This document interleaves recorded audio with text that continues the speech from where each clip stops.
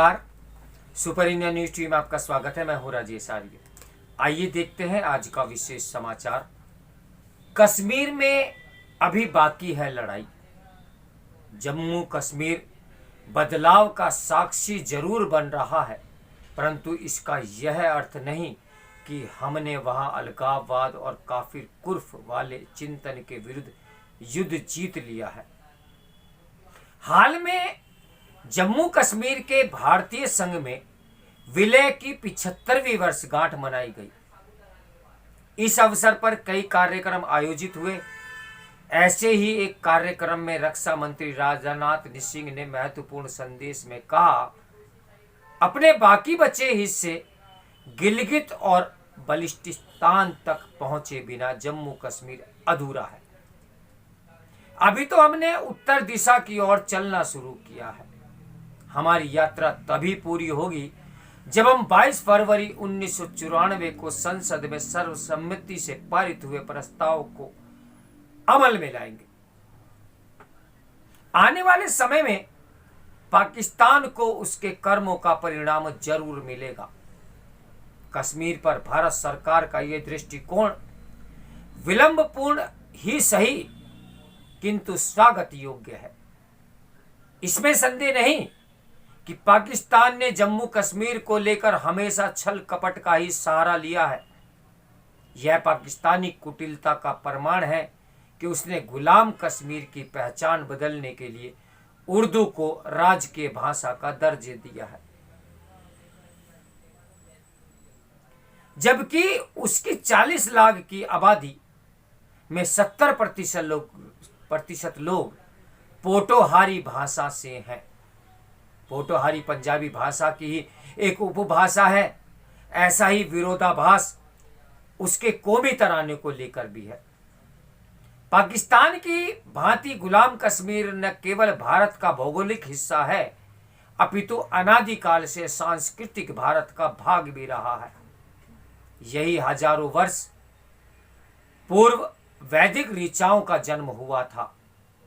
सदियों पहले आदि शंकराचार्य ने अपनी दिग्विजय यात्रा का समापन प्राचीन कश्मीर में ही किया था।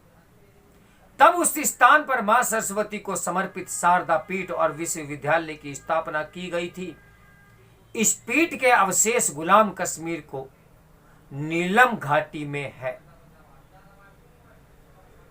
वह स्थान नियंत्रण रेखा से मात्र 17 किलोमीटर दूर है। अब वहां मंदिर के नाम पर केवल एक प्रवेश द्वार और उस पर बना अर्धमंडलाकार भाग ही शेष है। विभाजन से पहले लाखों करोड़ों हिंदू तीर्थाटन करने शारदा पीठ जाते थे। भारतीय उपमहाद्वीप में ऐसे असंख्य हिंदू बौद्ध देवी देवताओं के पूजा स्थल हैं जो कालांतर में काफिर कुर्फ से कुप्रेरित जिहाद का शिकार हुए थे। उन्हीं में से एक अनंतनाग स्थित मार्तंड मंदिर भी है। कश्मीर का बहुआयामी संकट भारत के प्रथम प्रधानमंत्री पंडित जवाहरलाल नेहरू की अदूरदर्शिता की देन है।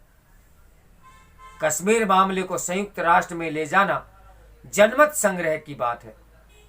1947-48 के भारत पाक युद्ध में बढ़ती हुई भारतीय सेना को रोककर एकाएक संघर्ष विराम की घोषणा, अनुच्छेद 370 और 35A के अंतर्गत जम्मू कश्मीर को विशेष राज्य का दर्जा देना और घोर सांप्रदायिक शेख अब्दुल्ला पर अत्यधिक विश्वास करके देशभक्त राजा राम हरि सिंह को कश्मीर से निष्कासित करना, इन सभी के लिए नेहरू ही जिम्मेदार थे। अक्सर कश्मीर को लेकर दो मिथक प्रचारित किए जाते हैं। पहला, 26 अक्टूबर 1947 को महाराजा हरि सिंह ने स्वतंत्र भारत के साथ विशेषाधिकारों की शर्त पर जम्मू कश्मीर का विलय किया था। दूसरा, नेहरू द्वारा कश्मीर मामले को संयुक्त राष्ट्र ले जाने के बाद भी भारत कश्मीर घाटी में जनमत संग्रह की प्रक्रिया में बाधा डाल रहा है। क्या वाकई ऐसा है? वास्तव में विलय की जिस संधि पर हरि सिंह ने हस्ताक्षर किए, उसके प्रारूप का एक एक शब्द वही था जिस पर अन्य रियासतों ने विलय के दौरान हस्ताक्षर किए या उनकी प्रतिक्रिया में थे। ये सभी विलय 3 विषयों रक्षा, विदेशी मामलों और संचार के अंतर्गत हुए थे। ऐसा इसलिए क्योंकि 1947 तक स्वतंत्र भारत का अपना संविधान नहीं था और अंग्रेजों द्वारा स्थापित व्यवस्था के अनुरूप काम हो रहा था। विलय पत्र पर हस्ताक्षर करते हुए हरि सिंह ने लॉर्ड माउंटबेटन को जो पत्र लिखा था उसमें उन्होंने कहीं उल्लेख नहीं किया कि रियासत के लोग भारत में विलय का विरोध या उसके विरुद्ध आंदोलन कर रहे हैं या फिर आजादी चाहते हैं, पर कुटिल माउंटबेटन ने इसमें विवाद शब्द जोड़ दिया। पिछले 75 वर्षों से पाकिस्तान उसके द्वारा वित्त पोषित अलगाववादी जिहाद आतंकी संगठन और वामपंथी सहित कई भारतीय भी माउंटबेटन के इसी पत्र को हथियार बनाकर भारत विरोधी एजेंडे को बढ़ावा दे रहे हैं। सच्चाई यही है कि हरि सिंह ने विभाजन और स्वतंत्रता से 1 माह पहले ही भारत में विलय का अनुरोध किया था, किंतु नेहरू ने कश्मीर को विशेष मामला बताकर इससे किनारा कर लिया। ये लोकसभा में 24 जुलाई 1952 को दिए नेहरू के भाषण से भी स्पष्ट है, जिसमें उन्होंने कहा था कि जुलाई 1947 में जम्मू कश्मीर के भारत में विलय का अनौपचारिक मामला हमारे सामने आया तो हमने स्पष्ट कर दिया कि जम्मू कश्मीर को इसके लिए उतावला नहीं होना चाहिए। यद्यपि उनके कई नेता इसके लिए इच्छुक थे। यह विलय तभी टिकेगा जब महाराजा के बजाय लोगों द्वारा इसकी पहल हो। हमने महाराजा के साथ वहां के लोकप्रिय नेताओं को सूचित किया कि विलय जल्दबाजी में नहीं किया जाना चाहिए। यही नहीं, नेहरू ने अक्टूबर 1947 में भी विलय को लेकर टाल मटोल किया था। आखिर इस अक्षम्य भूल का कारण क्या था?